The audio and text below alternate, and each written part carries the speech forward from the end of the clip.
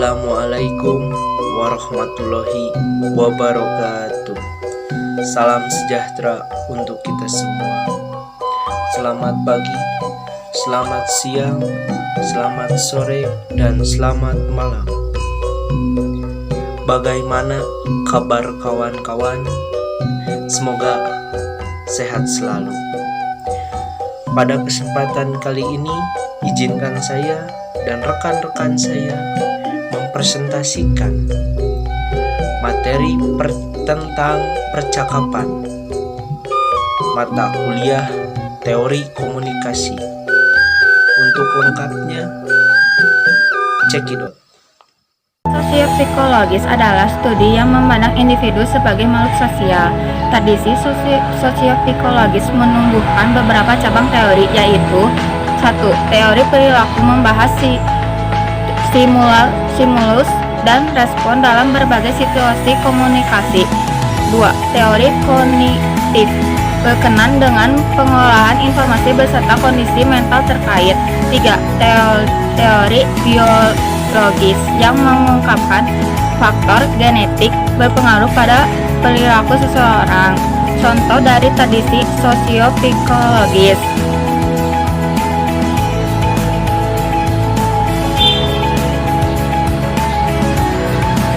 dari sudut pandang kognitif, teori ini berkonsentrasi pada bagian individu memperoleh, menyimpan, dan memproses informasi dalam cara yang mengarahkan output perilaku. Sedangkan dari sudut teori perilaku, biasanya melihat hubungan antara perilaku komunikasi, apa yang kita katakan dan lakukan dalam kaitannya dengan beberapa variabel seperti sifat pribadi, perbedaan situasi, dan pembelajaran. Tradisi sosiokultural mengatakan bahwa interaksi yang terjadi di bumi menjelaskan realitas, bukanlah seperangkat pengaturan di luar diri kita, tetapi muncul melalui proses interaktif pada kelompok, komunitas, atau budaya. Ada juga keberagaman tradisi sosial budaya, yaitu interaksi simbolik.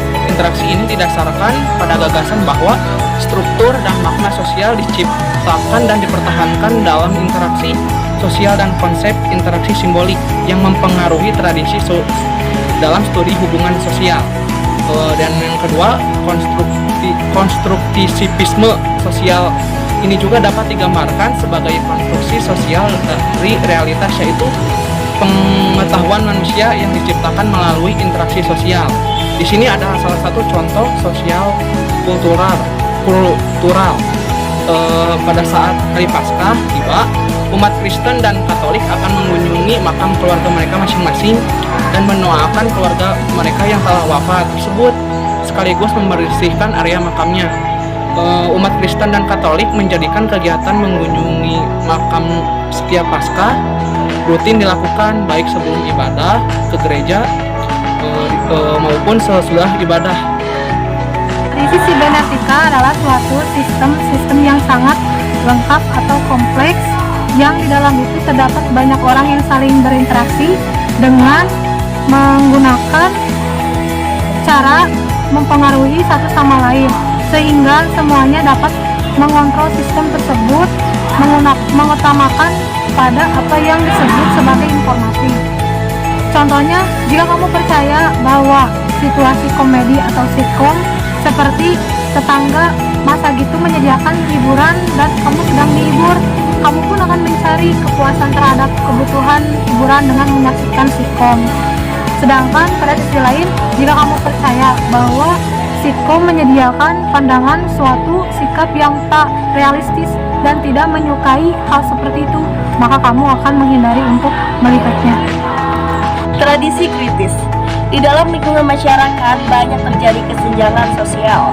Dengan hadirnya tradisi kritis sebagai bagian dari teori komunikasi, para teoritis mengharapkan tradisi ini dapat berguna untuk pemecahan masalah dalam bentuk komunikasi untuk kesenjangan yang terjadi. Berangkatnya tradisi kritis bisa dilihat dari mana tradisi ini mulai berkembang. Tradisi kritis ini mulai berkembang muncul dalam kelompok ilmuwan Jerman yang biasa dikenal dengan sebutan Frankfurt School. Para teoritisinya ternyata mengadopsi pemikiran Marxis Tidak mengherankan jika para teoritis menjadikan tradisi ini sebagai tradisi yang banyak perbandingannya. Perkembangan tentang suatu kritik sosial umum juga diprakarsai oleh kelompok ini. Sistem dalam kritik sosial tersebut, mereka sepakat bahwa komunikasi menjadi titik utama dalam prinsip-prinsipnya.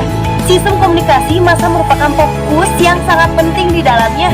Tokoh-tokoh pelopornya adalah Max Horkheimer, Theodor Adorno, serta Herbert Marcuse.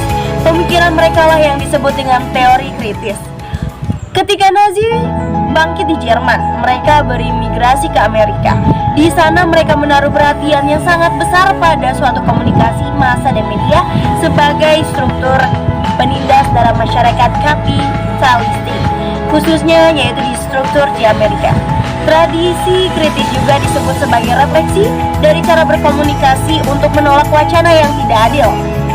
Tradisi kritis juga dianggap mampu mengungkap kekuatan-kekuatan penindas dalam masyarakat melalui analisis dialektika. Contoh dari tradisi kritis itu sendiri dapat kita terapkan dalam suatu organisasi, seperti halnya kita sering bertanya, melakukan sesuatu hal yang disampaikan, atau bahkan kita juga dapat mengkaji materi yang disampaikan tersebut dengan asli.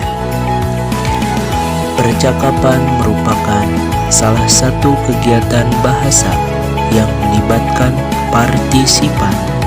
Dalam percakapan, proses komunikasi terjadi apabila ada dua partisipan, yaitu pembicara dan pendengar.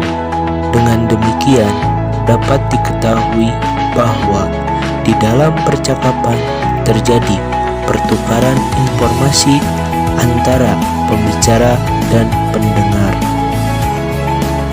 Dengan terjadinya percakapan, diharapkan dapat menambahnya pengetahuan dan meluasnya wawasan. Ini adalah proses mengimplementasikan percakapan.